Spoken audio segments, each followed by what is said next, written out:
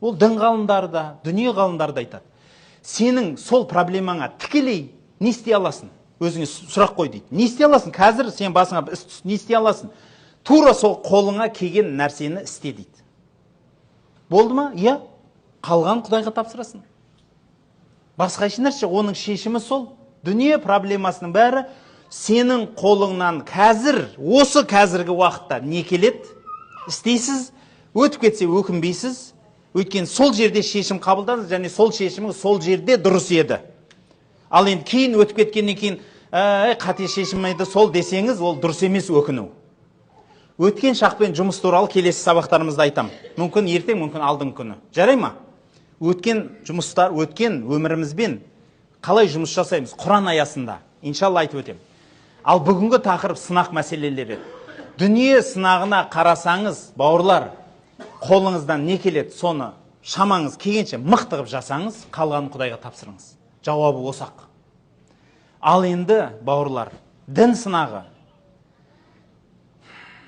өте ауыр мәселе. Ол нәрсені ешкімге тілемеңіз. Құдай сізді иманыңыздан сынамасын. Сізді иманыңыздан сынама. Бүкіл дұғаларыңыздың бірінде қосып жүріңіз. Аллахым, мені дінім менен иманыммен сынама деңіз. Егер сынақ түссе, сенен басқа қорғаушым да, қолдаушым да жоқ. Өзің сүйреп алып шық деңіз. Құдайдан басқа ол жердегі проблемаңызды сізден шешетін ешкім жоқ. Дін жағынан сыналған адам енді, шын айтайын, өте ауыр проблема. Ал енді дін сынақтары екі түрлі болады.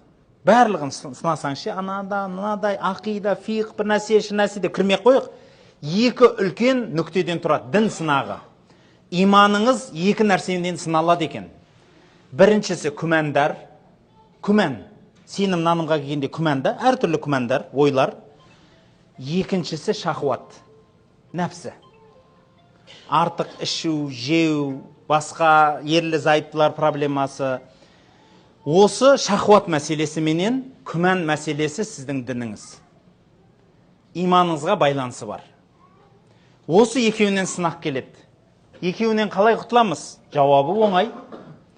Шахуатқа сабыр қыласыз. Пайғамбарымыз саллаллаху алейхи ва саллям айтады. Кімде кімнің үйленуге ахуалы, күші, жағдайы жетсе, үйленсін. Егер үйленуге күші жетпесе, не істесін? Бәрекел, ораза тұтсын дейді. Ораза деген сөз не? Ол сабырлық емес па? Өйткені сіз тамаққа, ішіп жемге сабырлық қыласыз. Сол сабырлық тамақтың әлсіздігінен сіздің шахуатыңыздың оянуы да әлсірейді. Дәл сол организміңіз сәл әлсірейсіз, бірақ ол әлсіздік, әшейін әлсіздік емес, оразаның себебінен болған үшін сіз Алланың жолында жүрген адам болып, әрбір әлсіздік танытқан сайын Құдай сіздің сүйеушіңіз болады. Ендеше сабырлық. Құранда да айтады. Намазға, бала шағаңа намазға шақыр, және де сабырлы бол дейді соның жолында деп айтады. Дін ұстануға да сабырлық керек. Барлық нәрседе сабырлықтың орны үлкен екен. Шахуатты жеңетін сабырлықтан басқа еш нәрсе жоқ. Біріншіден Құдайдан сұрайсыз, екіншіден сабырлық қыласыз. Мысалы, Түркияда, Стамбул жақта, сондай, өте донбай қазақша айтсақ, әтірлі деген орын бар да, әтір сасып тұрған орын бар, мисуакты деген орын бар да, жер бар, көше бар ұзын. Ол жерде баяғыда бір кісі етікші деп айтады бір сөзде жаңалдегі басқа бір ұста дейді, жаңағы терезе, есік жөндейтін ұста деп айтады. Жігіт жұмыс жасайтын болады. Соны бір бай, бақуат, реңді келген сұлу әйел үйіне бір жұмыспен шақырады да, есік құлыптап алады. Сөйтеді да, менің ешқандай жұмысым жоқ, тек қана екеуміздің арамыздағы мәселеден басқа дейді. Сен егер қашып шықсаң, мен қазір мені зорлады деп айтам дейді. Сен өз еркіңмен менімен боласың дейді. Сонда әлгі кісі басқа амалы қалмағасын әжетханаға кіріп, үлкен дәретке отырып, үстіне бәрін жағып, оның сөйтіп шығады ғой. Содан анау әйел жеркеніп қашады, құсқысы келіп. Бұл далаға шығып, жылап қашады. Бірақ сол жүріп өткен көше қанша уақытқа шейін әтір сасып тұрды дейді. Жел соғады, жаңбыр жауады, оны кетіре алмайды дейді. Бұл әтірлі көшесі деп аталып қалған дейді. Өйткені шын Құдайдан қорыққан адамның тірлігі. Оған тек сабырлық керек. Одан басқа еш нәрсе жоқ. Мысалы, Жүсіп пайғамбар, оған да дәл осындай мәселе болады ғой, уәзірдің әйелі есікті жауып алып, сен менімен боласың дейді. Сол кезде ол енді есікті ашып қашады, арқасынан қуалап жүріп, киімін жыртады. Оған шыдаймағасын жұрттар мазақтайды ғой, енді басқа әйелдер сөз қылады. Ой, анау уәзірдің қатыны ақымақ болған екен, қолындағы бір құл балаға жүгіріп, не көрінді, бай болғаннан кейін ақымақтық қылады, вкусы жоқта дегендей қылып па, неше түрлі сөз айтқасын, сол сөз айтқан байдың қатындарын бәрін шақырады ғой, сөйлегендерін.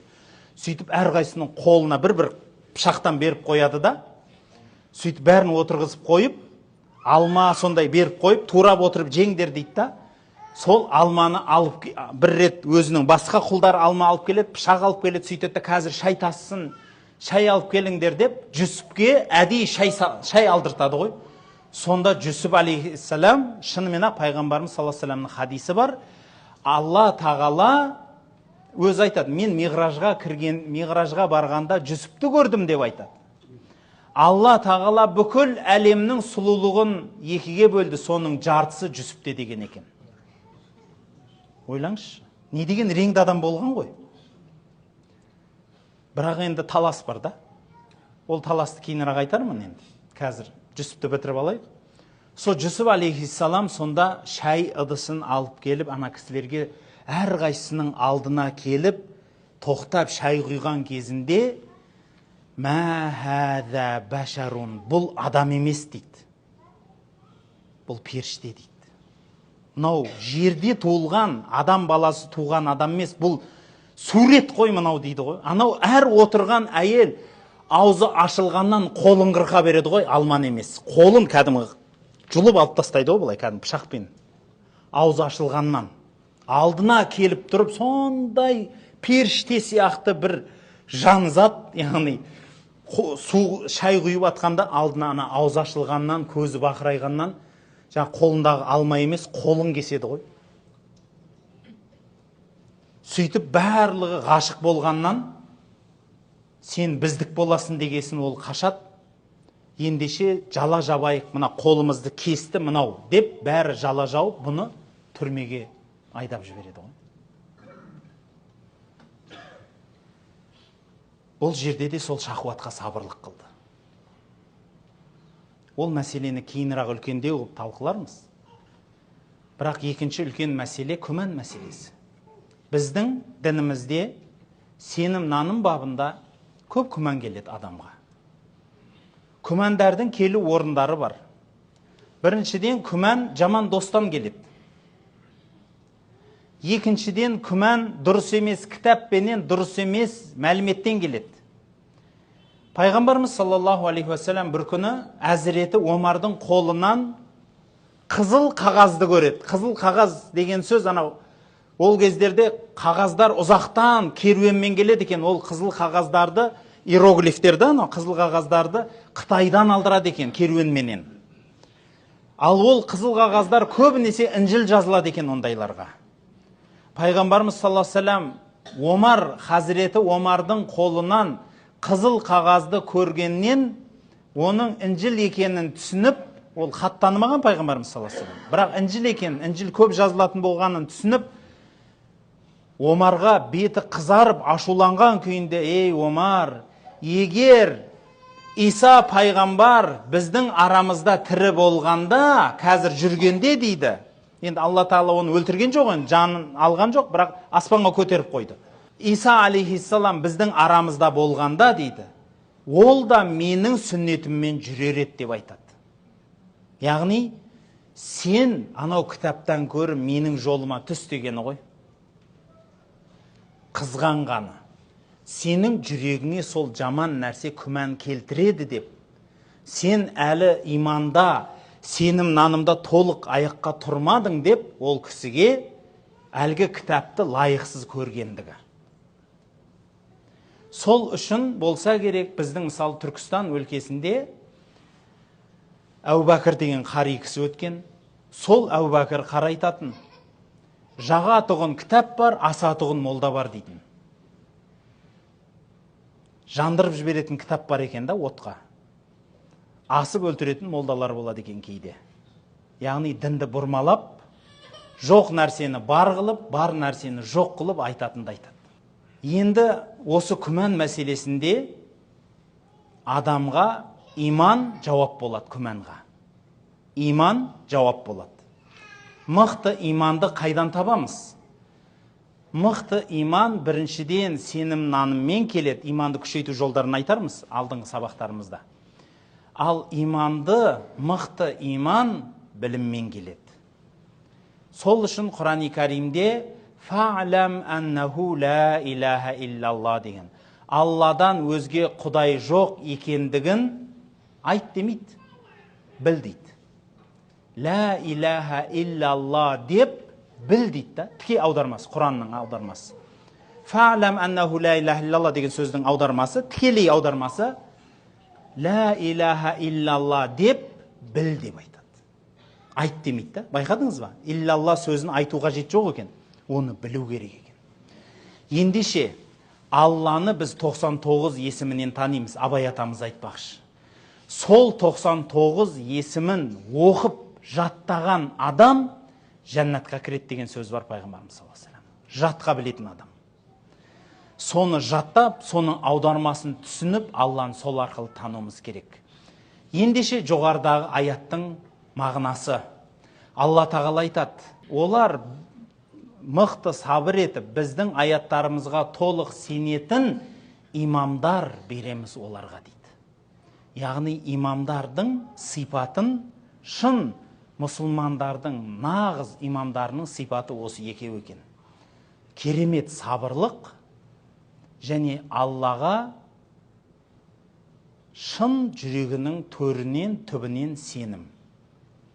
Осы екеуі, осы екі сипаты бар адам Алланың сізге берген сыйы болады. Егер сіздің еріп атқан жетекшіңіз сондай адам болса. Құрметті жақсылар, бұл аяттан біздің түсінетін нүктелеріміз. Біріншіден, дүние сынақтары адамға келеді. Не істейміз? Оларды ақылменен есептеп, асықпай отырып, жазып, қолымыздан келген істі істеп, қалғанын Аллаға тапсырамыз. Бітті. Дін сынақтары екі үлкен түбірден тұрады. Күмәндардан тұрады. Күмәндарды білім жеңеді. Және шахуаттардан тұрады. Шахуатты сабырлық жеңеді. Сабырлықты жету қалай болады десе, сабырлық біздің енді қазіргі орыс тілінде айтқанда накопительный эффект болады сабырлықта. Сабырлықты адам жинап жетеді. Кішкентай істерге сабыр қылуды үйретіп өзіңізге. Сол сабырлықты өсіре бергеннің әсерінен сіз үлкен проблемаларға да сабыр ететіндей дәрежеге жетесіз. Бірақ оған жай қадамменен жүрегіңіздегі Аллаға деген ықылас ынтаменен жетеді екенбіз. Құрметті жақсылар, Алла тағала жасап атқан құлшылық ибадаттарыңызды қабыл етсін.